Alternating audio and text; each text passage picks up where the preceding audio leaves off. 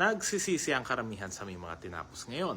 Kung ayaw mo magtrabaho na hindi related sa tinapos mo, kung ayaw mo maging minimum wage, kung ayaw mong maging tambay sa kanto, pakinggan mo to. Number 1, may backer ba ako sa papasukin ko? Ikalawa, yung kurso ba na gusto ko kunin in demand pa? O marami ng graduate na tambay na walang trabaho? Let's say criminology, sobrang dami. O di kaya kumuha ka ng maritime, seaman.